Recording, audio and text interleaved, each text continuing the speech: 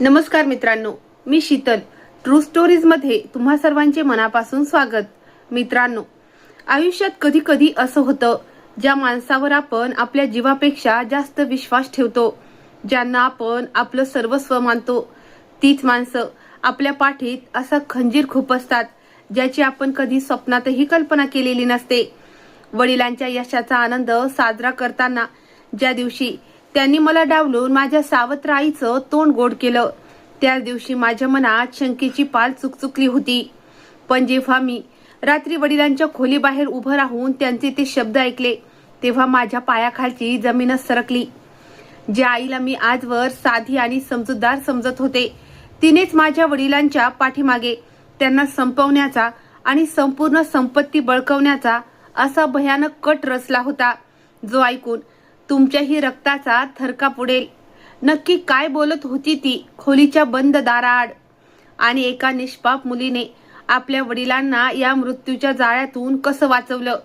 चला तर मग ऐकूया आजची ही अंगावर काटा आणणारी आणि डोळ्यात पाणी आणणारी सत्य घटना. व्हिडिओ शेवटपर्यंत नक्की पहा. माझं नाव प्रीती आहे. माझ्या वडिलांनी दुसरं लग्न केलं होतं आणि त्यांच्या दुसऱ्या पत्नीचं नाव पायल होतं. ती वयाने वडिलांपेक्षा जवळपास 8 वर्षांनी लहान होती. ज्या दिवशी ती लग्न करून आमच्या घरात आली, त्या दिवसापासून जणू आमच्या घरचं संपूर्ण आयुष्यच बदलून गेलं होतं. माझ्या आईला जाऊन अजून फक्त 1 वर्ष झालं होतं आणि त्यावेळी मी 12वीच्या क्लासमध्ये शिकत होते. आई गेल्यानंतर मी आधीपासून आतून खूप एकटी पडले होते, कारण आई माझ्यासाठी फक्त माझी आई नव्हती, तर माझी सगळ्यात चांगली मैत्रीणही होती. मी माझ्या लहान लहान गोष्टी तिला सांगायचे.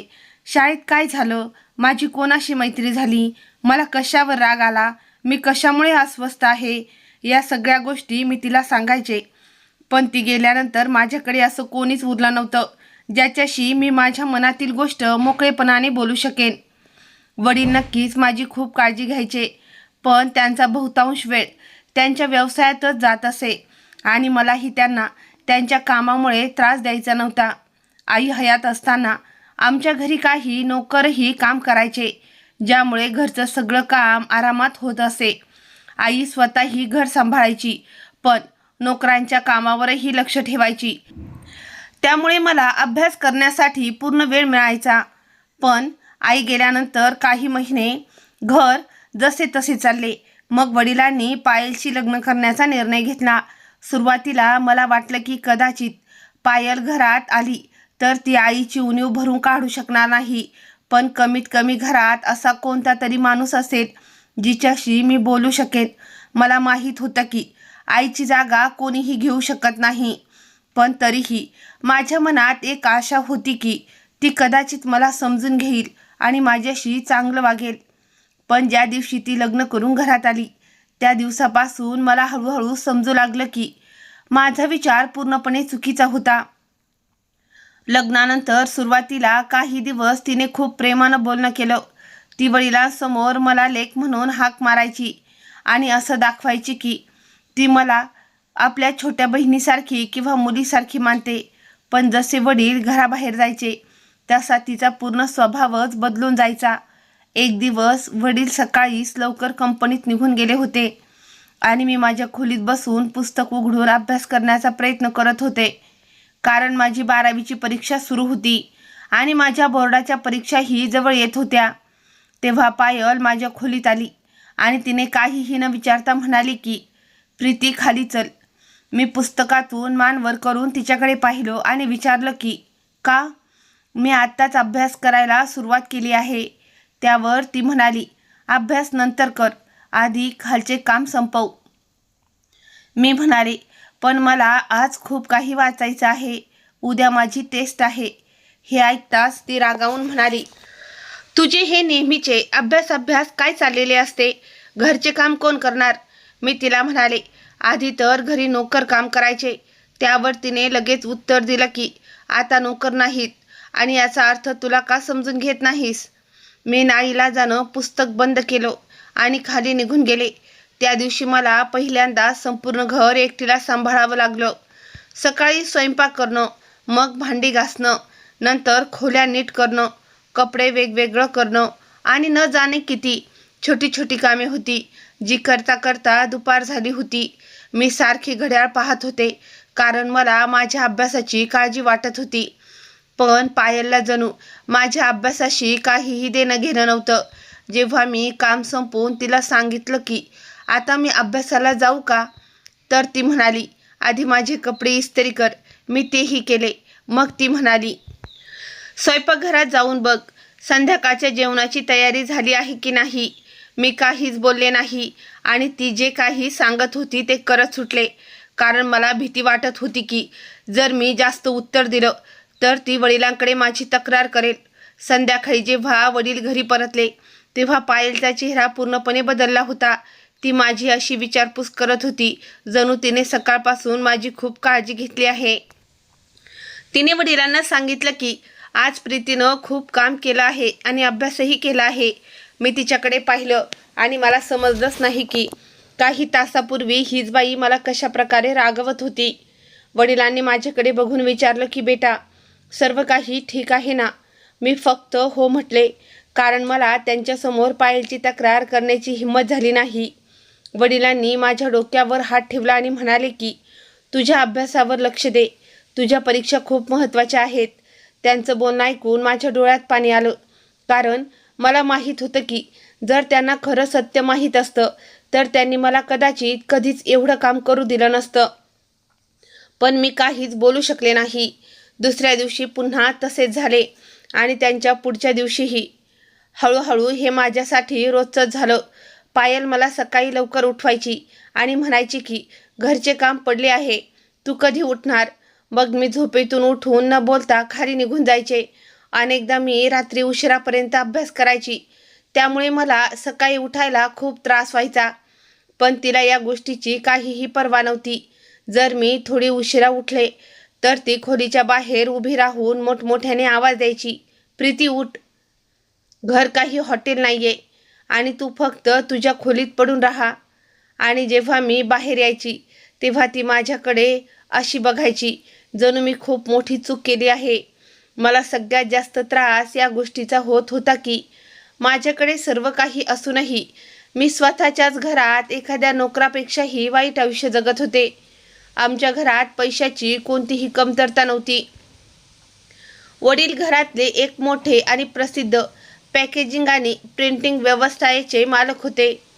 त्यांची स्वतःची एक मोठी कंपनी होती ज्यामध्ये इतर कंपन्या आणि मोठ्या ब्रँड्ससाठी पॅकेजिंग, बॉक्स, उत्पन्नाची पॅकिंग, लेबल, कागद आणि पिशव्या तसेच इतर प्रिंटिंगच्या वस्तू तयार केल्या जात असत.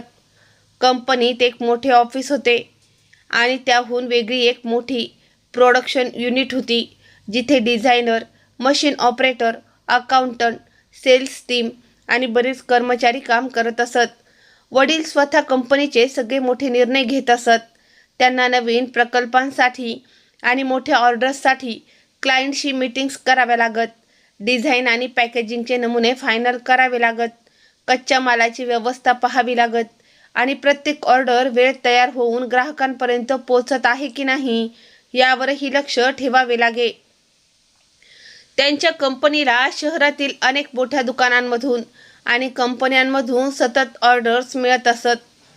त्यामुळे वडिलांचा बहुतांश वेळ ऑफिस आणि कंपनीच्या कामातच जात असे. त्यांनी स्वतःच्या मेहनतीने तो व्यवसाय खूप मोठा केला होता आणि शहरात त्याची चांगली ओळख होती. आमचे आयुष्य आरामात चालले होते. घर मोठं होतं आणि गरजेची प्रत्येक गोष्ट आपल्याकडे होती. माझ्या अभ्यासासाठी चांगली शाळा होती आणि वडिलांची इच्छा होती की मी माझं शिक्षण पूर्ण करून स्वतःच्या पायावर उभी राहावं. पण घराच्या आत माझ्या आयुष्याची परिस्थिती पूर्णपणे बदलली होती.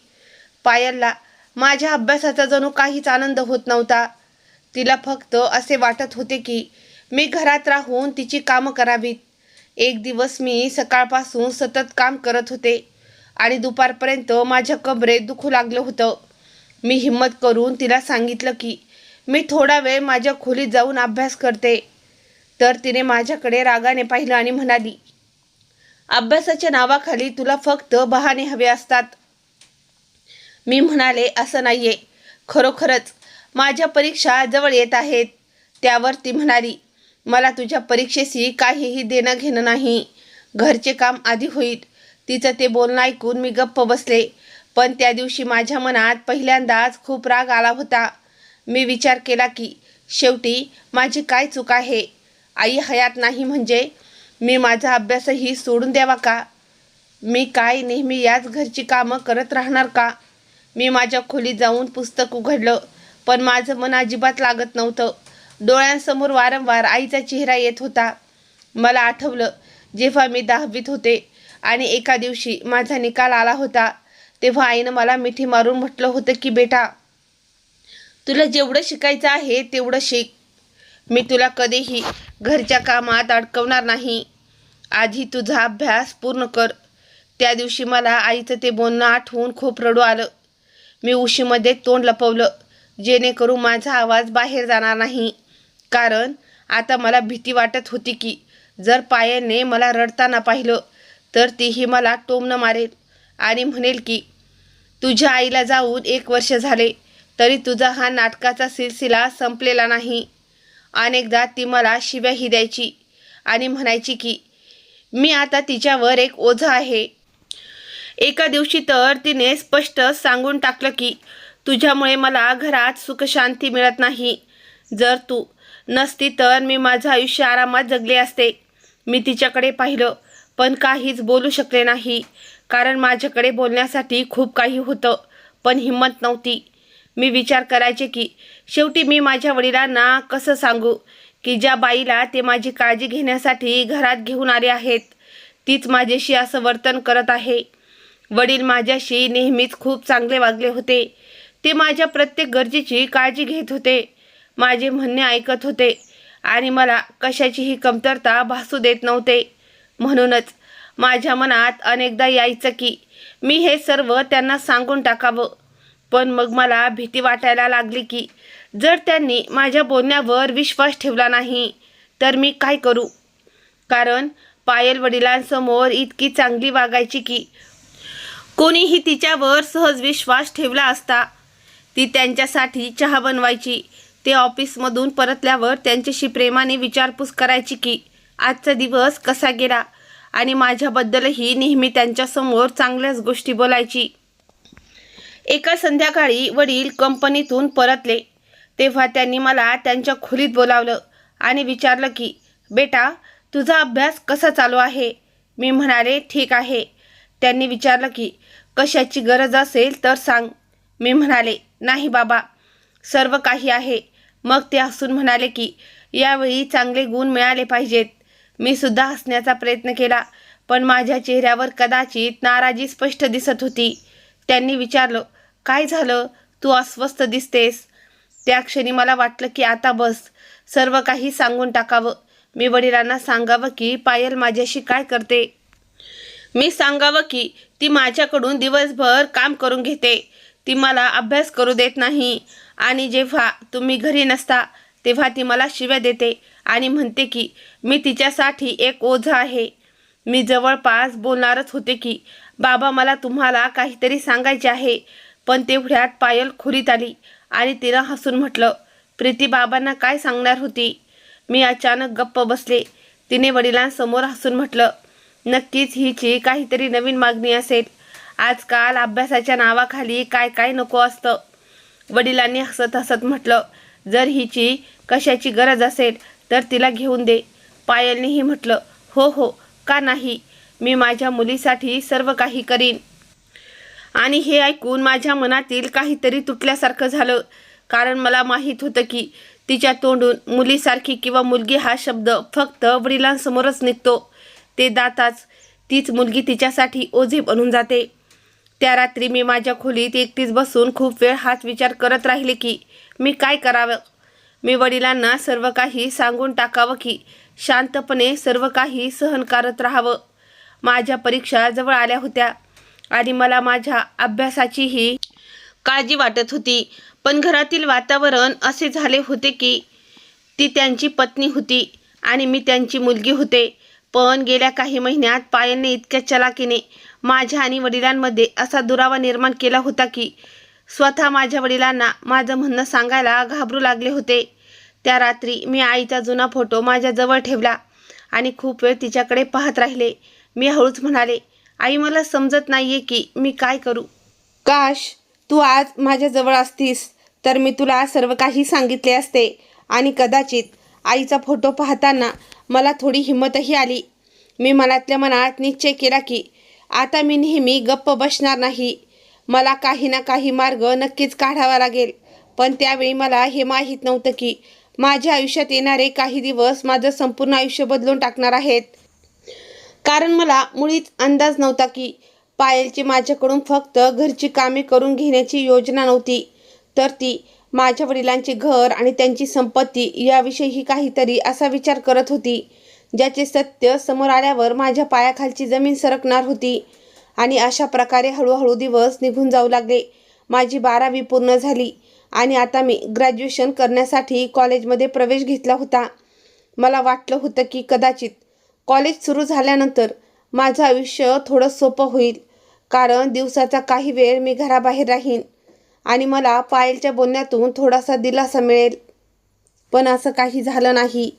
सकाळी कॉलेजला जाण्यापूर्वीही मला घरचे काम करावे लागे आणि कॉलेजमधून परत आल्यानंतरही ती माझ्यासाठी काही ना काही काम काढून ठेवायची. अनेकदा मी इतकी थकले जायचे की कॉलेजमधून घरी येताच मला असं वाटायचं की थेट माझ्या खोलीत जाऊन थोडा वेळ विश्रांती घ्यावी. पण जसं मी घरात पाय ठेवायचे तसा पायलचा आवाज ऐकू यायचा, प्रीती आली असशील तर आधी हे काम कर, मग तुझ्या खोलीत जा. आणि मी काहीही न बोलता तिचे काम करायला लागायचे. आता मला त्याची सवयच झाली होती, पण याचा अर्थ असा अजिबात नव्हता की मला तिचे बोलणे वाईट वाटत नव्हते. उलट खरं सांगायचं तर प्रत्येक दिवशी माझ्या मनात तिच्याबद्दल राग वाढत चालला होता. फक्त मी तो तिच्यासमोर दाखवत नव्हते, कारण मला माहीत होतं की जर मी तिच्यासमोर जास्त बोलण्याचा प्रयत्न केला तर ती काहीही करू शकते.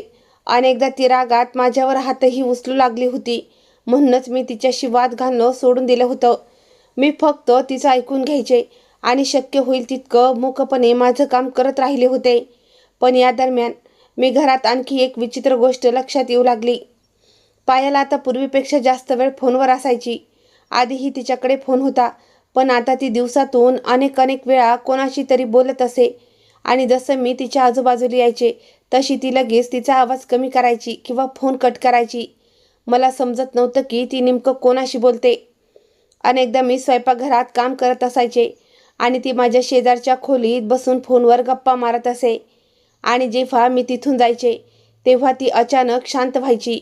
मग काही वेळानंतर बाहेर येऊन असं वागायची की जणू काही झालंच नाही. मला अनेकदा वाटे की तिला विचारावं, ती नक्की कोणाशी एवढ्या गप्पा मारत असते, पण माझी हिंमत होत नसे. कारण मला माहीत होतं की जर मी तिच्याशी जास्त प्रश्नोत्तर केले तर ती माझ्यावर संतापू शकते आणि वडिलांसमोर पुन्हा माझी तक्रार करू शकते. म्हणून यावेळीही मी गप्प राहणेच योग्य समजलं. पण माझ्या मनात तिच्या फोनबद्दल संशय नक्कीच निर्माण झाला होता. एक दिवस दुपारची वेळ होती. वडील त्यांच्या कंपनीत गेले होते आणि मी स्वयंपाकघरात उभं राहून जेवणाची तयारी करत होते. पायल तिच्या खोलीत होती आणि कोणाशी तरी फोनवर बोलत होती. सुरुवातीला तिचा आवाज खूप मंद होता, त्यामुळे मला काहीच समजलं नाही. पण नंतर अचानक तिचा आवाज थोडा मोठा झाला आणि ती म्हणाली की हो, तू अजिबात काळजी करू नकोस. मी जसं हे ऐकलं माझं लक्ष आपोआप तिकडे गेलं. मी काम करत करत तिचं म्हणणं ऐकू लागले.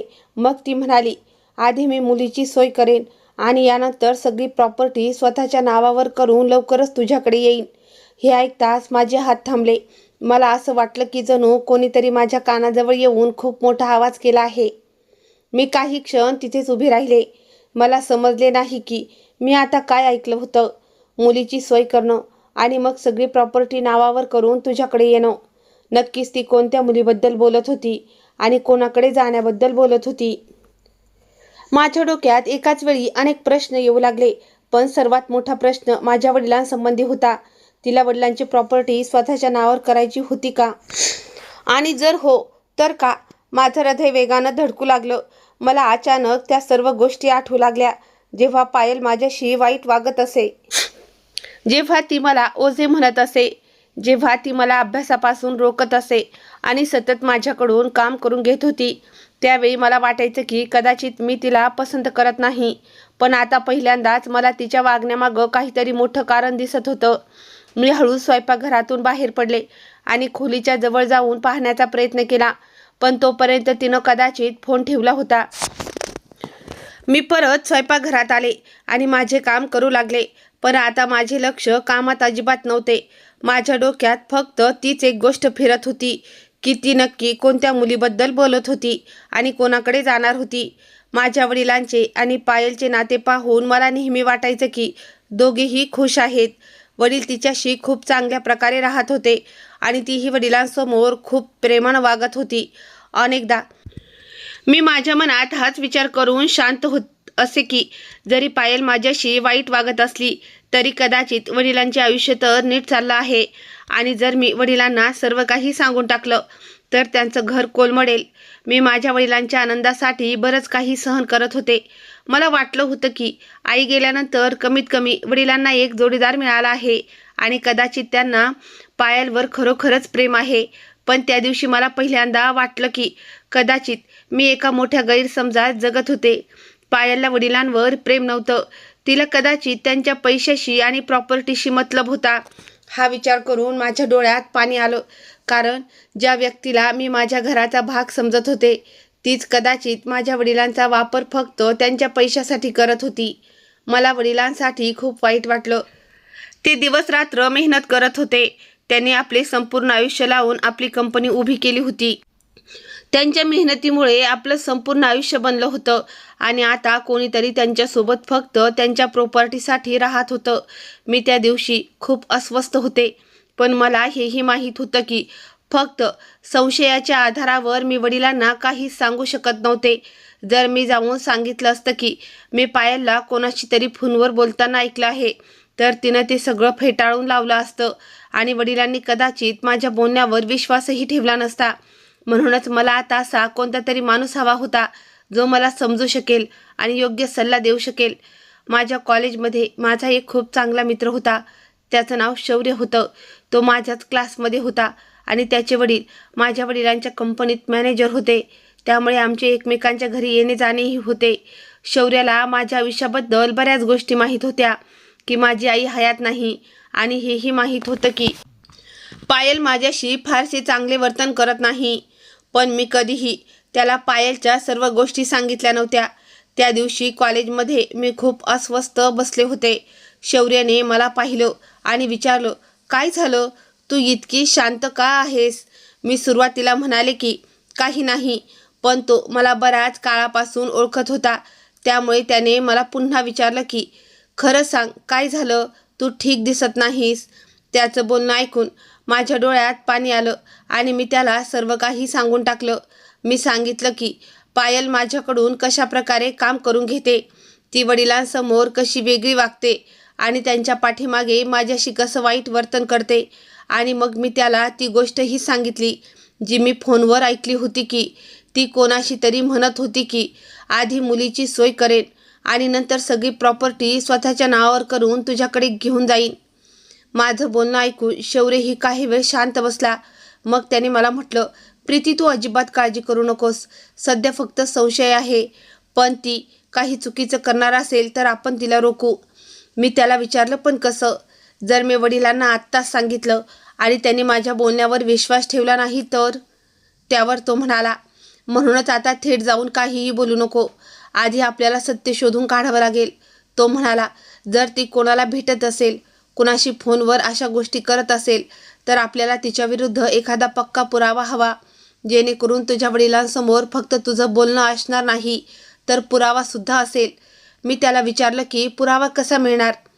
तर त्याने काही वेळ विचार केला आणि मग म्हणाला, माझ्याकडे एक छोटा कॅमेरा आहे जो आपण अशा ठिकाणी लावू शकतो जिथून तिच्या खोलीचा आवाज आणि येण्या जाण्याची माहिती मिळू शकेल. मी सुरुवातीला थोडी घाबरत म्हणाले की जर तिला समजलं तर ती माझ्याशी काय करेल, पण शौर्याने सांगितलं की आपण खूप काळजीपूर्वक काम करू आणि तुला एकटीला काही करावं लागणार नाही. त्याने मला समजावलं की आपल्याला चुकीच्या मार्गाने तिच्या खोलीत जाण्याची गरज नाही, फक्त अशा ठिकाणाहून तिचं संभाषण रेकॉर्ड करायचं आहे जिथून आपल्याला कळू शकेल की ती कुणाशी बोलते आणि काय योजना आखत आहे. मी खूप घाबरत होते, पण मला असेही वाटत होतं की कदाचित आता माझ्याकडे एक मार्ग आहे. शौर्याने दुसऱ्या दिवशी मला एक छोटा कॅमेरा दिला आणि म्हणाला की तो अशा ठिकाणी ठेव जिथे तिच्या सहसा नजरेस पडणार नाही. मी तो कॅमेरा माझ्या बॅगेत ठेवला आणि वाटेत सतत हाच विचार करत राहिले की मी खरोखर असं काही पाऊल उचलणार आहे का. मी माझ्याच घरात माझ्या सावत्र आईचे सत्य शोधण्यासाठी तिच्या विरुद्ध पुरावा गोळा करत होते. हे सगळा विचार करून मला खूप विचित्र वाटत होतं.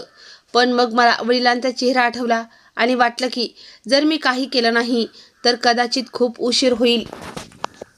त्या संध्याकाळी जेव्हा पायल घरी नव्हती तेव्हा मी संधी साधून तो छोटा कॅमेरा माझ्या खोलीच्या जवळ अशा ठिकाणी लावला जिथून तिच्या खोलीच्या बाहेरील भाग स्पष्ट दिसू शकत होता. माझं हृदय वेगानं धडकत होतं. मला भीती वाटत होती की ती अचानक परत आली तर. पण सर्व काही ठीकठाक पार पडलं. पुढचे काही दिवस मी त्या कॅमेऱ्याबद्दल खूप काळजीपूर्वक वागत होते. पायल रोज कोणाशी ना कोणाशी फोनवर बोलायची. कधी ती तिच्या खोलीत बसून हसत राहायची, कधी खूप मंद आवाजात बोलायची आणि अनेकदा मी तिच्या जवळून जाताच ती फोन ठेवून द्यायची. मला असं वाटू लागलं होतं की ती नक्कीच काहीतरी लपवत आहे. एका दिवशी मी पाहिलं की ती फोनवर बोलताना खूप खुश होती आणि सारखं म्हणत होती की बस थोडा वेळ वाट बघ, सर्व काही लवकरच ठीक होईल. त्या दिवशी माझ्या संशयाला आणखी बळ मिळालं. आता मी फक्त भीत नव्हते, तर मला हवं होतं की लवकरात लवकर तिचे सत्य माझ्या हाती लागावं. मी शौर्याला या सगळ्या गोष्टी सांगितल्या. तो म्हणाला की घाई करू नकोस प्रीती, जर आपण घाई केली तर ती सावध होईल. त्यामुळे आधी संपूर्ण परिस्थिती समजून घेणं गरजेचं आहे. त्याचं बोलणं मला पटलं आणि मी आणखी काही दिवस शांत राहण्याचा निर्णय घेतला. पण माझ्या मनात आता एक पक्का निर्णय झाला होता. मी यापुढे ही गोष्ट माझ्या वडिलांपासून कायमची लपवून ठेवणार नाही. मी एक दिवस त्यांना सर्व काही सांगेन की ही बाई आपल्या घरात फक्त माझी सावत्र आई म्हणून आलेली नाही, तर कदाचित तिच्या मनात आपल्या घराविषयी आणि वडिलांच्या संपत्तीविषयी काहीतरी वेगळंच चाललं आहे. मी इच्छित होते की वडिलांनी स्वतः त्यांच्या डोळ्यांनी तिचं सत्य पाहावं, जेणेकरून नंतर त्यांना असं वाटणार नाही की मी माझ्या सावत्र आईकडून बदला घेण्यासाठी तिच्या विरुद्ध खोटं बोलले आहे. म्हणूनच मी योग्य वेळेची वाट पाहत होते आणि मला अजिबात अंदाज नव्हता की ती योग्य वेळ लवकरच येणार आहे. कारण ज्या रात्री पायल पुन्हा कोणाशी तरी फोनवर बोलणार होती, त्या रात्री तिचं एक असं बोलणं माझ्या कानावर पडणार होतं, ज्यामुळे मला पहिल्यांदा समजणार होतं की ती नक्की कोणत्या मुलीच्या प्रतीक्षेत बोलत होती आणि त्यामागे नेमकं कारण काय होतं. आणि अशा प्रकारे दिवस निघून गेले आणि शेवटी एका दिवशी मला ती संधी मिळालीच, ज्याची मी बऱ्याच दिवसापासून वाट पाहत होते. त्या दिवशी पायल सकाळपासूनच तयार होऊन बाजारात जात असल्याचं सांगत होती. तिने वडिलांना फोनवर सांगितलं की तिला काही सामान खरेदी करायचं आहे आणि ती थोड्याच वेळात परत येईल. वडील त्यावेळी ऑफिसमध्ये होते आणि घरी फक्त मी आणि पायल होतो. पण काही वेळातच ती आपली पर्स घेऊन मार्केटसाठी निघून गेली. जसे मी तिला घराबाहेर जाताना पाहिलं, माझ्या मनात लगेचच तीच गोष्ट आली जी मला शौर्याने सांगितली होती की जर मला सत्य समोर आणायचं असेल तर मला तिच्या विरुद्ध पक्का पुरावा हवा आहे. ती परत येणार नाही याची खात्री होईपर्यंत मी काही वेळ वाट पाहत राहिले. मग मी हळूच तिच्या खोलीच्या जवळ आले. माझं हृदय खूप वेगानं धडकत होतं. दार उघडून खोलीच्या आत गेले. मग मी तो छोटा कॅमेरा काढला जो मला शौर्याने दिला होता. मी तो अशा जागी लपवण्याचा प्रयत्न केला जिथून खोलीचा जास्तीत जास्त भाग स्पष्ट दिसेल आणि ती सहसा कोणाच्या नजरेस पडणार नाही. काही वेळ मी तिची योग्य जागा शोधत राहिले. मग मी तो अशा ठिकाणी लावला जिथून खोलीतील बहुतांश हालचाली रेकॉर्ड होऊ शकल्या असत्या. कॅमेरा लावल्यानंतर मी तो तपासला आणि जेव्हा मला पूर्ण खात्री पटली की तो व्यवस्थित काम करत आहे तेव्हा मी सुटकेचा श्वास सोडला. मी पटकन खोलीच्या बाहेर आले आणि दरवाजा आधीसारखा बंद करून टाकला. त्यावेळी माझ्या मनात एकीकडे विचित्र घबराहट होत होती आणि दुसरीकडे थोडी आशाही वाटत होती. कारण आता पहिल्यांदा माझ्या हातात असं साधन होतं ज्याच्या मदतीनं मी पायलचं सत्य वडिलांसमोर आणू शकले असते. आता जर तिने वडिलांच्या पाठीमागे माझ्याशी वाईट वर्तन केलं किंवा कोणाशी अशी काही गोष्ट केली जीवरून तिचा खरा हेतू समोर आला असता तर हे सगळं रेकॉर्ड होऊ शकलं असतं. मला माहीत होतं की फक्त एका व्हिडिओमुळे सगळं काही सिद्ध होणार नाही. त्यामुळे मला संयम ठेवावा लागणार होता आणि योग्य वेळेची वाट पाहावी लागणार होती. त्या दिवशी संध्याकाळी जेव्हा पायल परत आली तेव्हा तिने नेहमीप्रमाणे मला विचारलं की घरचे काम झाले का. मी हो म्हटलं. तेव्हा तिनं काहीही न बोलता आपले सामान खोलीत ठेवलं आणि मग वडिलांची येण्याची वाट पाहू लागली. काही वेळानंतर वडील ऑफिसमधून घरी आले आणि पायलने नेहमीप्रमाणे त्यांच्यासमोर पूर्णपणे वेगळा चेहरा धारण केला. ती त्यांच्याशी खूप प्रेमानं बोलू लागली. त्यांच्या थकव्याबद्दल विचारपूस करू लागली आणि चहा बनवण्यासाठी मलाही सांगू लागली. वडिलांना पाहून असं वाटत होतं की त्यांच्या घरात सर्व काही अगदी ठीकठाक आहे. पण माझ्या मनात मात्र एक वेगळीच गोष्ट सुरू होती. कारण आता मला माहीत होतं की त्या खोलीत एक कॅमेरा लागलेला आहे आणि तिची कृत्य आता कदाचित लपून राहणार नाहीत. मी वारंवार विचार करत होते की जर रेकॉर्डिंगमध्ये असं काही हाती लागलं ज्यावरून वडिलांना सत्य समजू शकेल तर कदाचित माझं आयुष्य बदलू शकेल.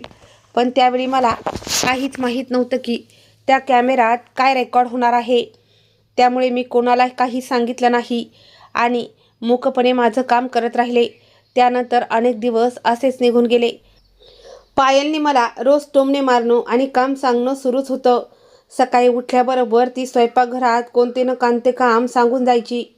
कधी घराची सफाई करायला सांगायची, कधी कपडे आवरायला सांगायची, कधी स्वयंपाकघरात काम करायला सांगायची आणि जर मी थोडा वेळ विश्रांती घेण्यासाठी बसले तर ती लगेच आवाज देऊन म्हणायची की प्रीती, उगीच रिकामी बसण्याची सवय करून घेऊ नकोस.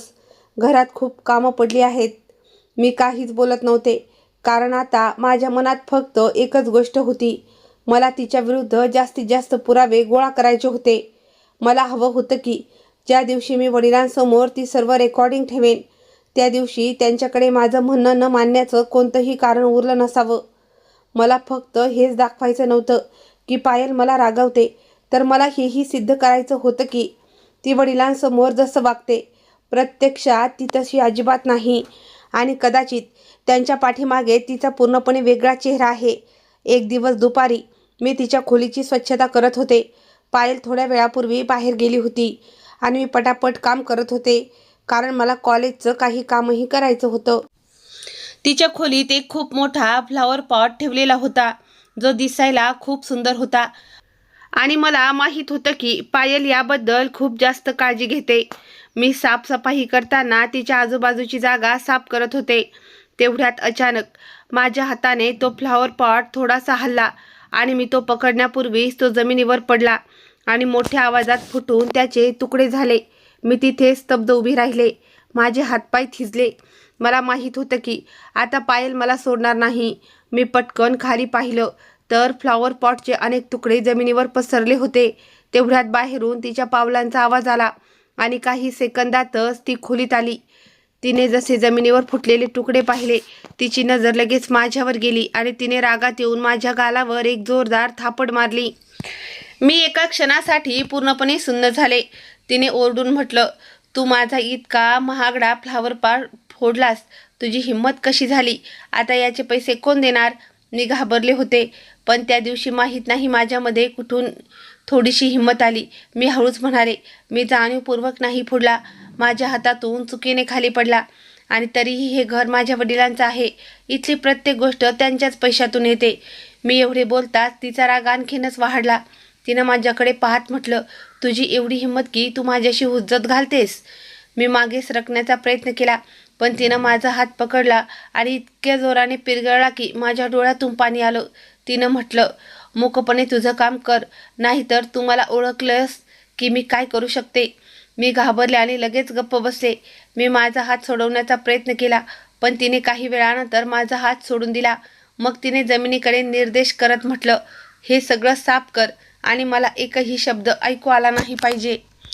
मी काहीही न बोलता खाली बसले आणि हळूहळू काचेचे तुकडे गोळा करू लागले.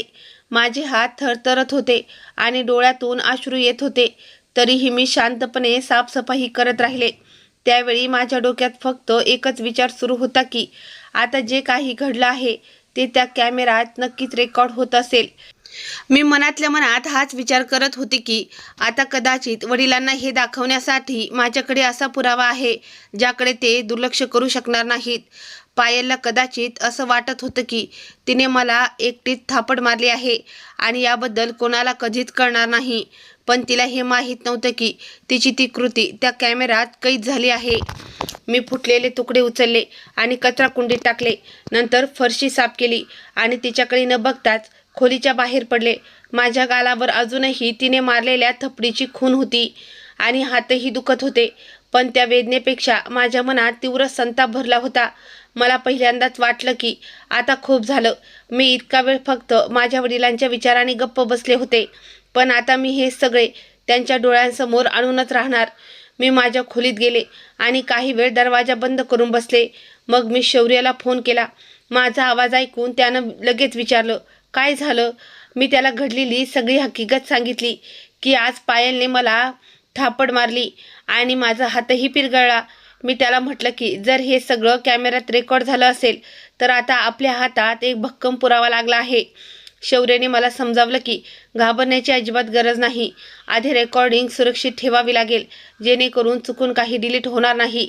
त्याने मला सांगितलं की तू कोणत्याही परिस्थितीत आता पायाला सांगू नकोस की कॅमेरा लावला आहे आणि तिच्यासमोरही दाखवू नकोस की तुला तिच्या बोलण्यावर संशय आला आहे. मी त्याचे म्हणणे मान्य केले. आता मी पूर्वीपेक्षा जास्त काळजीपूर्वक वागू लागले. पायलसमोर मी अगदी तशीच राहत असे जशी आधी राहत असे. मी तिचे काम करत असे, ती बोलेल ते ऐकून घेत असे आणि जेव्हा ती मला रागवत असे तेव्हा मी गप्प राहत असे. पण माझ्या मनात आता एका वेगळ्या प्रकारची ताकद निर्माण झाली होती, कारण मला माहीत होतं की तिची कृत्य आता कायमची लपून राहणार नाहीत.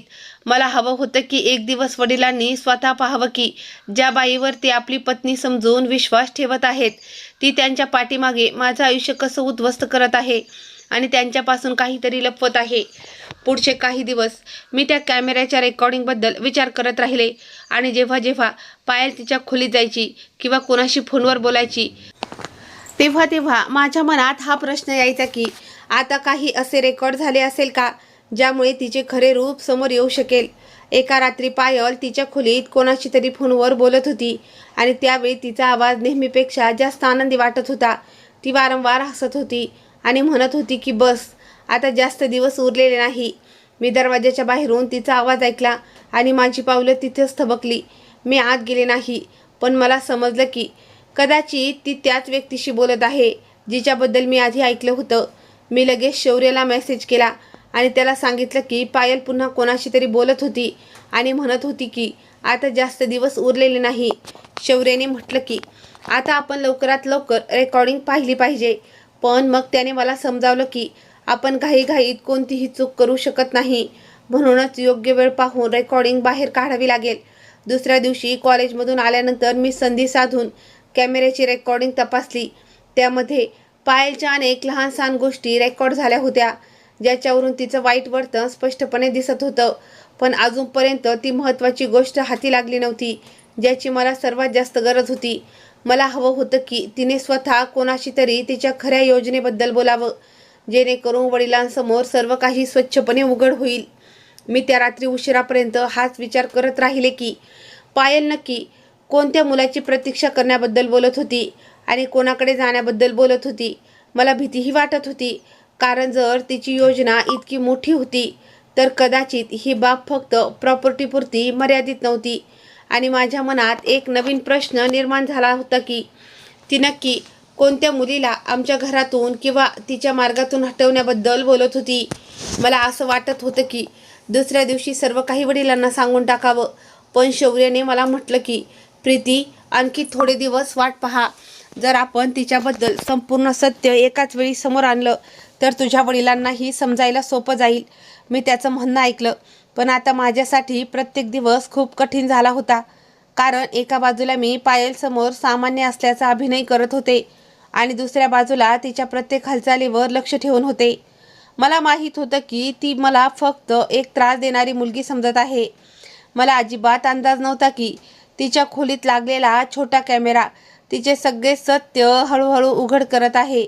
आणि मी त्या दिवसांची वाट पाहत होते जेव्हा मी ती सर्व रेकॉर्डिंग माझ्या वडिलांसमोर ठेवीन आणि त्यांना फक्त एवढेच म्हणेन की बाबा आता तुम्ही स्वतः पहा की ज्या बाईवर तुम्ही सर्वात जास्त विश्वास ठेवता मी तुमच्या पाठीमागे काय करते आणि माझ्याशी कसे वर्तन करते, आणि संधी मिळताच मी तिच्या खोलीत पुन्हा कॅमेरा लावला, जेणेकरून तिच्या विरुद्ध आणखी पुरावे मिळू शकतील.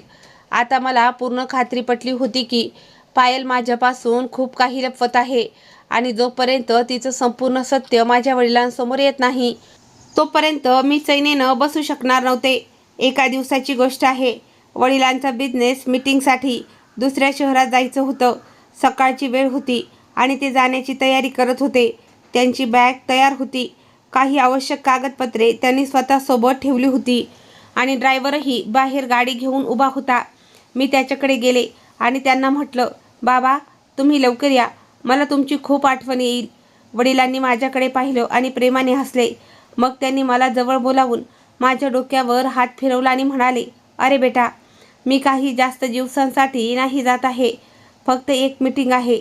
लवकरच परत येईल. मी किचनमध्ये काम करत असताना माझे कान पूर्णपणे बाहेरच्या आवाजाकडे लागले होते. पायलचा फोनवर बोलतानाचा तो आवाज आता मला स्पष्ट ऐकू येत होता. मी फोनवर अतिशय खुश होऊन कोणाशी तरी बोलत होते. हो, आता तो शहराबाहेर गेला आहे आणि पुढचे 2-3 दिवस तो परत येणार नाही. सर्व काही ठरवल्याप्रमाणे अगदी योग्य वेळी घडत आहे. तिचे हे बोलणं ऐकून माझे हात स्वयंपाकघरात काम करताना अचानक थिजले. माझ्या मनात विचार आला की ती नक्की कोणत्या योजनेबद्दल बोलते. शहराबाहेर गेलेली व्यक्ती दुसरी कोणी नसून माझे वडीलच होते. याचा अर्थ असा होता की ती वडिलांच्या अनुपस्थितीचा फायदा घेऊन काहीतरी मोठा डाव रचत होती. मला आठवलं की शौर्यने मला आधीच कॅमेरा सुरक्षित ठेवण्यास आणि प्रत्येक हालचालीवर लक्ष ठेवण्यास सांगितलं होतं. मी हळूच किचनमधून बाहेर डोकावून पाहिलं. पायल सोफ्यावर बसून फोनवर बोलण्यात मग्न होती आणि तिचं लक्ष माझ्याकडे अजिबात नव्हतं. तिने फोनवर पुढे म्हटलं, तू अजिबात काळजी करू नकोस. त्या मुलीला आणि तिच्या वडिलांच्या संपत्तीला आपल्या मार्गातून हटवणं आता माझ्यासाठी फार अवघड नाही. लवकरच सगळा कारभार आपल्या हातात असेल आणि मग आपण एकत्र राहू. हे शब्द माझ्या कानावर पडताच माझ्या पायाखालची जमीन सरकल्यासारखी झाली. आत्तापर्यंत मला फक्त थोडा संशय होता, पण तिचे हे शब्द ऐकल्यानंतर मला पूर्णपणे स्पष्ट झालं की तिचा हेतू फक्त मला त्रास देण्याचा नसून माझ्या वडिलांच्या संपूर्ण संपत्तीवर ताबा मिळवण्याचा आणि कदाचित आमच्या दोघांच्या जीवाला धोका निर्माण करण्याचा होता. माझे शरीर भीतीनं आणि संतापानं कापू लागलं. मी स्वतःला सावरलं आणि पटकन मागे सरकले. मला माहीत होतं की आता वेळ वाया घालवून चालणार नाही. कॅमेऱ्यात हे सगळं रेकॉर्ड होत होतंच, पण पायलच्या त्या धोकादायक इराद्यांची माहिती लवकरात लवकर शौर्यापर्यंत पोहोचवणं गरजेचं होतं, जेणेकरून आपण काही ठोस पाऊल उचलू शकू. माझं मन जोरात धडकत होतं, पण आता माझ्या मनात भीतीपेक्षा वडिलांना वाचवण्याचा आणि या कपटी स्त्रीचा पर्दाफाश करण्याची जिद्द अधिक प्रबळ झाली होती. माझं हृदय जोरानं धडकत होतं. रात्रीची वेळ जसजशी पुढे सरकत होती तसतशी घरातील शांतता अधिक भयानक वाटत होती. मी माझ्या खोलीच्या दरवाजाला किंचितसा लढा देऊन बाहेरच्या हॉलवर बारीक लक्ष ठेवलं होतं. पायलची बेचैनी स्पष्टपणे दिसत होती. ती वारंवार मुख्य दरवाजाकडे आणि तिच्या फोनकडे पाहत होती. थोड्याच वेळात मुख्य दरवाजावर अत्यंत हलकी आणि मोजकीच 3 ठिपक्यांची थाप पडली. पायलचे चेहरे बदलले आणि ती घाईघाईनं उठून दाराकडे गेली. तिने हळूच दरवाजा उघडला आणि एका व्यक्तीला आत घेतलं. खोलीत अंधुक उजेड असल्यामुळे मला त्या व्यक्तीचा चेहरा स्पष्ट दिसत नव्हता, पण त्याची चाहूल लागताच माझी भीती आणखीन वाढली.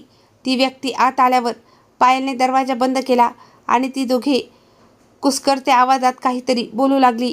मी लगेच माझा फोन काढला आणि शौर्यला मेसेज केला की तो माणूस घरात आला आहे. शौर्यने उत्तर दिलं, काळजी करू नको, मी रस्त्यावरच आहे आणि लक्ष ठेवून आहे. पायल आणि तो अज्ञात व्यक्ती सोफ्यावर बसले. आता त्यांचा आवाज थोडा मोठा झाला होता, त्यामुळे मला त्यांचे काही शब्द स्पष्ट ऐकू येत होते. त्या व्यक्तीने विचारलं, सर्व काही ठीक आहे ना? तुझ्या नवऱ्याला कसलाही संशय आलेला नाही ना? पायल हसत म्हणाली, अजिबात नाही. तो शहराबाहेर मीटिंगमध्ये व्यस्त आहे. त्याला कधीच काही कळणार नाही.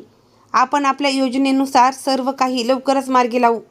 त्या दोघांचे हे संवाद ऐकून मला समजलं की ती व्यक्ती बाहेरची कोणीतरी सामान्य व्यक्ती नसून पायलच्या या षडयंत्रातील मुख्य भागीदार आहे. माझ्या अंगावर काटा आला. मला माहीत होतं की कॅमेऱ्यात ही सर्व रेकॉर्ड होत आहे, पण त्याचवेळी मला वडिलांची प्रचंड काळजी वाटत होती. मी ठरवलं की आता यापुढचे पाऊल उचलण्याची वेळ आली आहे, कारण जर आज आपण काही केलं नाही तर कदाचित खूप उशीर होईल. माझं हृदय अत्यंत वेगानं धडकत होतं. ती अज्ञात व्यक्ती निघून गेल्यानंतर घरात पुन्हा एक शांतता पसरली होती. पण माझ्या मनात विचारांचं वादळ अजूनही शांत झालं नव्हतं. तो माणूस निघून जाताच पायलने मुख्य दरवाजा बंद केला आणि ती तिच्या खोलीत परतली. तिच्या चेहऱ्यावर एक संशयास्पद आणि आत्मविश्वासाची छटा स्पष्ट दिसत होती. जणू तिने आजचा तिचा एखादा डाव यशस्वीपणे रचला होता. मी हळूच माझ्या खोलीचा दरवाजा किंचितसा उघडून पाहिलं. पायल तिच्या खोलीत एकटीच बसून काहीतरी विचार करत होती. मला हे माहीत होतं की आता घाबरून चालणार नाही. माझ्या हातातील पुरावा आणि शौर्यने दिलेला तो कॅमेरा आता खऱ्या अर्थाने कामाला येणार होता. मी ताबडतोब माझा फोन घेतला आणि शौर्यला मेसेज केला. तो माणूस येऊन गेला आहे आणि त्यांनी बरेच वेळ बंद दाराआड चर्चा केली आहे. आता आपल्याला काहीतरी ठोस पाऊल उचललं पाहिजे. शौर्याचा मेसेज त्वरित आला. तू काळजी करू नकोस प्रीती, मी सकाळी लवकरच येतो. आपण कॅमेऱ्यातील रेकॉर्डिंग चेक करू आणि त्यानंतर थेट तुझ्या वडिलांसमोर सगळे पुरावे आणि पर्दाफाश करू. शौर्याचे हे शब्द वाचून माझ्या मनाला थोडा धीर मिळाला. मला जाणीव झाली की आता मी एकटी नाही आहे. माझ्या पाठीशी माझा खरा मित्र आहे आणि सर्वात महत्त्वाचे म्हणजे माझ्याकडे माझ्या वडिलांना वाचवण्यासाठीचे सत्य प्रमाण आहे. त्या रात्री मला झोप लागली नाही, पण डोळ्यातून वाहणाऱ्या भीतीचे रूपांतर आता एका दृढ निश्चयात झाले होते. मी पटकन माझ्या खोलीत गेले आणि शौर्याला फोन केला. त्याने फोन उचलताच विचारलं, काय झालं? मी त्याला घडलेली सगळी हकीकत सांगितली. मी म्हणाले, शौर्य, मला वाटते हाच तो माणूस आहे ज्याच्याबद्दल पायल सतत बोलत असते. आणि आता मला समजत चाललं आहे की वडिलांची सगळी संपत्ती नक्की कोणाच्या हातात जाणार आहे. शौर्य म्हणाला, प्रीती, आत्ताच कोणताही अंदाज बांधू नकोस. आपल्याला रेकॉर्डिंग तपासावी लागेल. जर त्या माणसाचे आणि पायलचे संभाषण कॅमेऱ्यात रेकॉर्ड झाले असेल तर कदाचित आपल्याला संपूर्ण सत्य समोर येईल. मी म्हणाले, ठीक आहे, पण माझ्या मनात आता आणखी एक भीती निर्माण झाली होती. जर पायलला समजले की मी तिच्या खोलीत कॅमेरा लावला आहे तर ती सगळे पुरावे नष्ट करून टाकेल. शौर्याने समजावले, म्हणूनच खूप काळजीपूर्वक काम कर आणि तिच्यासमोर कोणतीही शंका व्यक्त करू नकोस. मी त्याचं म्हणणं मान्य केलं. त्या रात्री मी माझ्या खोलीत बसून विचार करत राहिले की पायल इतका मोठा कट कसा रचू शकते. ती वडिलांची पत्नी बनवून आमच्या घरात आली होती, पण आता मला जाणीव झाली होती की तिचा खरा उद्देश या घरात नातं निर्माण करणं नसून या घराची संपूर्ण संपत्ती स्वतःच्या नावावर करून घेणं हा होता. आणि तिच्या मागे अशी कोणती तरी व्यक्ती उभी होती जिच्यासाठी ती हे सगळं करत होती. माझ्यासमोर सर्वात मोठं कोडं अजूनही हेच होतं की ती मुलगी कोण होती जिची प्रत्यक्ष करण्याबद्दल पायल नेहमी बोलत होती. ती नक्की कोणाला आपल्या मार्गातून हटवू इच्छित होती आणि का? माझ्या मनात अचानक एक भीती दाटून आली की ती मुलगी कदाचित मी तर नाहीये ना. मला आठवलं की पायल अनेकदा रागात म्हणाली होती की जर तू या घरात नसतीस तर मी माझं आयुष्य खूप आरामात जगले असते. आणि त्या दिवशी सोफ्यावर बसूनही तिनं म्हटलं होतं, आता या घरात फक्त आणि फक्त माझेच राज्य आहे आणि आता तुला माझ्यापासून कोण वाचवणार. तिचे ते शब्द आता मला चेष्टा वाटत नव्हते. मला भीती वाटू लागली की ती खरोखर माझ्या विरोधात काहीतरी भयानक कारस्थान रचत आहे का. पण आता मी गप्प बसू शकत नव्हते, कारण माझ्याकडे कॅमेऱ्याचे रेकॉर्डिंग होते आणि माझ्या पाठीशी शौर्याची साथही होती. मी त्याच रात्री पक्क ठरवलं की जसे वडील परत येतील मी त्यांना सर्व काही सांगेन, पण त्याआधी मी रेकॉर्डिंग तपासेन आणि जर त्यात पायल आणि त्या अज्ञात माणसाचे असे काही संभाषण सापडले ज्यावरून हे स्पष्ट होईल की ते वडिलांच्या संपत्तीवर डोळा ठेवून आहेत, तर मी एक सेकंदही वाया घालवणार नाही. मी माझ्या वडिलांना त्या माणसापासून नक्कीच वाचवेन ज्याने त्यांच्या आयुष्यात येऊन त्यांच्या विश्वासाचा गैरफायदा घेतला होता. आता मला फक्त योग्य वेळेची प्रतीक्षा होती आणि मला अजिबात अंदाज नव्हता की कॅमेऱ्यात रेकॉर्ड झालेली पुढची क्लिप माझ्या संशयाला पूर्णपणे सत्यात बदलवणारी होती. कारण त्या रेकॉर्डिंगमध्ये पायल आणि त्या माणसाने ज्या गोष्टीवर चर्चा केली होती त्यात पहिल्यांदाच त्या मुलीचे नाव स्पष्टपणे ऐकू येणार होते आणि ते नाव ऐकताच माझ्या पायाखालची जमीन सरकणार होती. आता फक्त वडील कधी परत येतात याची मी वाट पाहत होते. शौर्यने लॅपटॉपवर कॅमेऱ्याची रेकॉर्डिंग प्ले केली. सुरुवातीला काही क्लिप्समध्ये नेहमीप्रमाणे घरातील साधी कामे आणि पायल इकडे तिकडे फिरताना दिसत होती. पण जशी आम्ही रेकॉर्डिंग पुढे सरकवली तसतशी आमच्या दोघांच्या श्वासाची गती वाढू लागली. रेकॉर्डिंगमध्ये ती रात्र आली जेव्हा वडील शहराबाहेर गेले होते आणि तो अज्ञात व्यक्ती मास्क आणि कॅप घालून घरात आला होता. त्या रेकॉर्डिंगमध्ये त्याचा आवाज अगदी स्पष्टपणे ऐकू येत होता. पायल आणि त्या माणसाचं संभाषण जसजसे पुढे सरकत गेले तसतसे माझ्या पायाखालची जमीन खरोखर सरकली.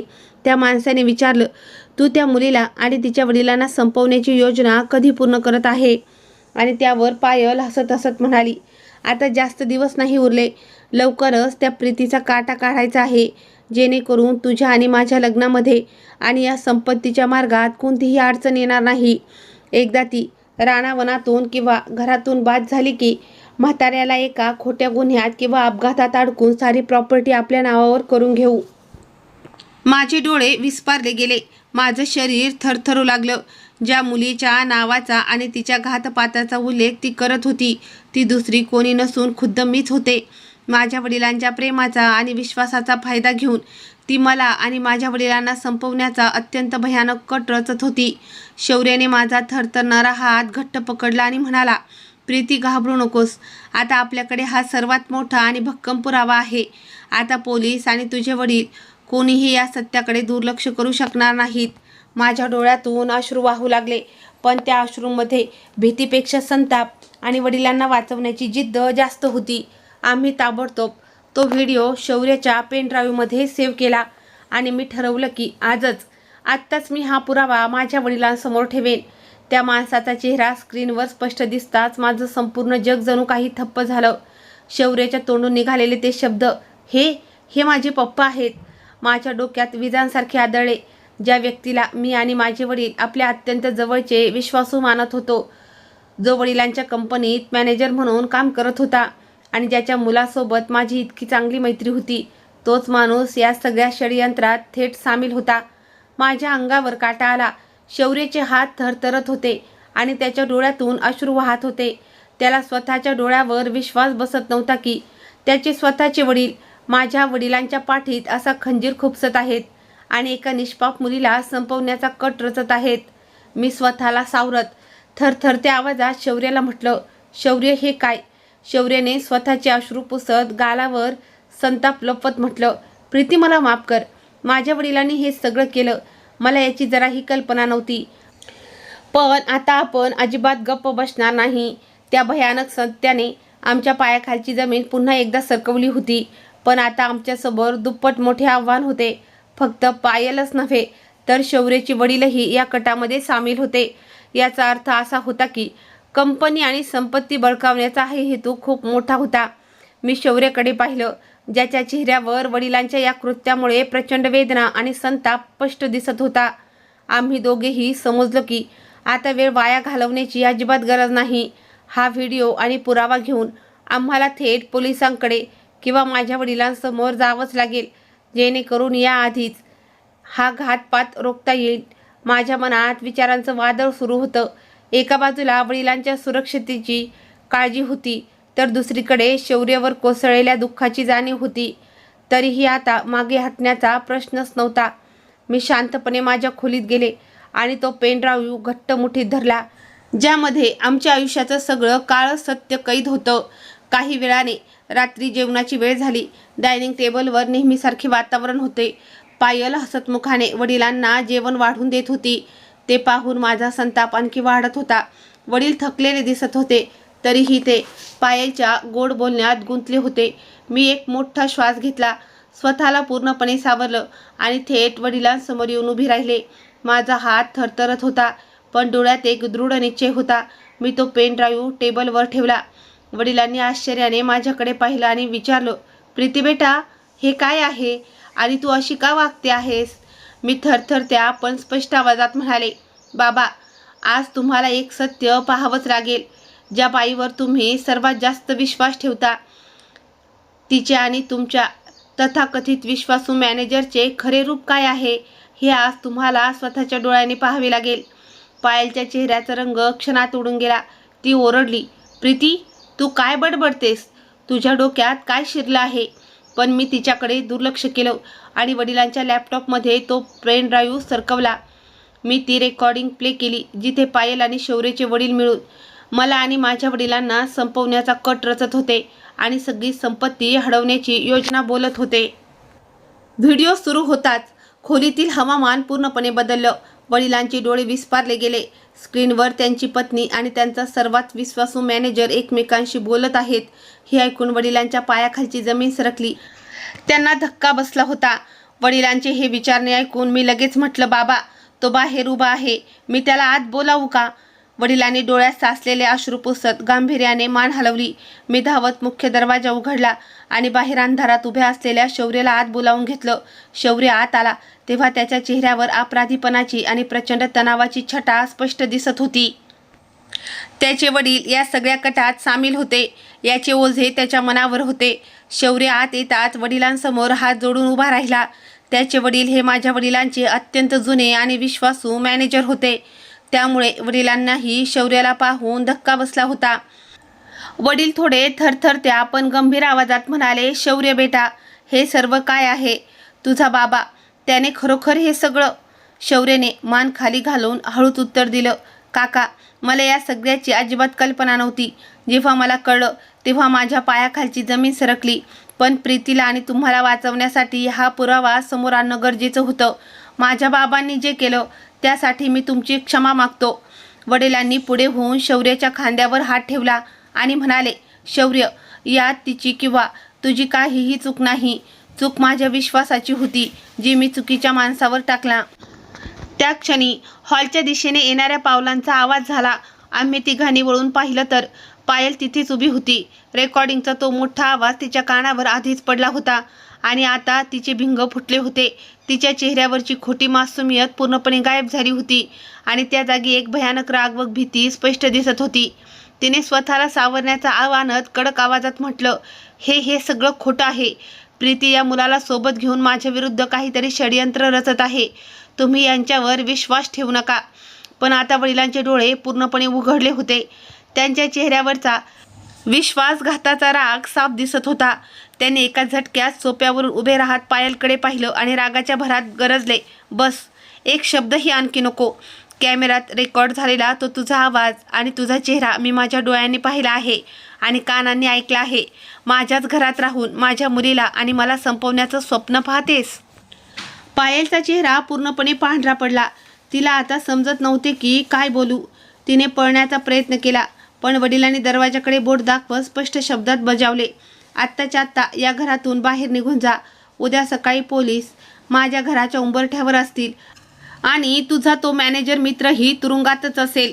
त्या संध्याकाळी माझ्या वडिलांच्या डोळ्यातील अश्रू हे विश्वासाच्या विरहाचे होते. पण माझ्या मनात आता एक सुटकेचा श्वास होता. शौर्य माझ्या बाजूला उभा होता.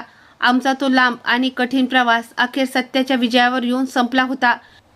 वडिलांचे ते शब्द ऐकून माझ्या डोळ्यातून आनंदाचे आणि समाधानाचे अश्रू वाहू लागले. मी पुढे होऊन त्यांना मिठी मारली. ज्या घरामध्ये काही दिवसापूर्वी भीती, संशय आणि अंधार दाटला होता, त्या घरामध्ये आज खरोखर सत्याचा प्रकाश पडला होता. शौर्य आमच्यासोबत उभा होता. त्याच्या डोळ्यातील वडिलांच्या कृत्यामुळे आलेलं दुःख अजूनही तसंच होतं. पण माझ्यासोबत मिळून हा लढा यशस्वी केल्याचं समाधान त्याच्या चेहऱ्यावर स्पष्ट दिसत होतं. वडिलांनी प्रेमाने शौर्याच्या पाठीवरून हात ठेवून त्याचे आभार मानले आणि सांगितलं, बेटा, तू खऱ्या अर्थाने मित्राचे कर्तव्य पार पाडलेस. काही दिवसानंतर घराचं वातावरण पूर्णपणे बदललं. पायल आणि त्या मॅनेजरच्या जाण्याने घरातून एक मोठं सावट निघून गेलं होतं. पिताजी आता माझ्यासोबत जास्तीत जास्त वेळ घालवत होते. माझ्या लहान सहान गोष्टीची काळजी घेणं, मला हसवणं, माझ्या आवडीनिवडी जपणं, यात ते रमून गेले होते. मला आता कोणत्याही गोष्टीची भीती वाटत नव्हती, कारण मला ठाऊक होतं की माझे बाबा आता माझ्या पाठीशी खंबीरपणे उभे आहेत. एक दिवस संध्याकाळी आम्ही दोघे बाल्कनीत चहा घेत बसलो होतो. सूर्यास्त होत होता आणि आकाशात सुंदर रंग पसरले होते. वडिलांनी माझा हात हातात घेतला आणि हळूच म्हणाले, प्रीती, तुझ्या धैर्याने हा सगळा लढा दिलास, त्यावर मला तुझा खूप अभिमान वाटतो. मी डोळे झाकून विश्वास ठेवला होता, पण तू मात्र डोळे उघडून त्या घराचं रक्षण केलं. मी किंचित हसून वडिलांच्या खांद्यावर डोकं ठेवलं आणि मनातल्या मनात विचार केला, कधी कधी सत्य समोर आणण्यासाठी खूप किंमत मोजावी लागते, पण जेव्हा ते सत्य समोर येतं तेव्हा आयुष्य पुन्हा एकदा नवीन उमेदीनं जगण्याची नवीन दिशा नक्कीच सापडते. आमच्या आयुष्यातून ती काळी सावली आता पूर्णपणे निघून गेली होती आणि समोर एक सुंदर व सुरक्षित भविष्य उभं होतं. वडिलांनी मला मिठी मारून म्हटलं की आता तुला कशाची भीती बाळगण्याची गरज नाही, मी नेहमी तुझ्या पाठीशी आहे. आणि खरं सांगायचं तर त्या दिवशी मला पहिल्यांदा असं वाटलं की आईच्या जाण्यानंतर मी पुन्हा एकदा एकटी पडलेली नाही. माझे वडील माझ्यासोबत होते आणि आता आमच्यामध्ये कोणताही खोटेपणा नव्हता. शौर्य आमच्यासोबत उभा होता. वडिलांनी त्याला म्हटलं, बाळा, तुझ्या वडिलांनी जे केलं ते अत्यंत चुकीचं होतं, पण तू जे केलंस ते खूप चांगलं होतं. तू माझ्या लेकीची काळजी घेतली आणि तिला या संकटात एकटं सोडलं नाही. तू माझ्या मुलासारखा आहे. शौर्याच्या डोळ्यात पुन्हा एकदा पाणी आलं आणि तो म्हणाला, काका, मी फक्त तेच केलं जे मला योग्य वाटलं. वडील म्हणाले, आणि ही सर्वात मोठी गोष्ट आहे.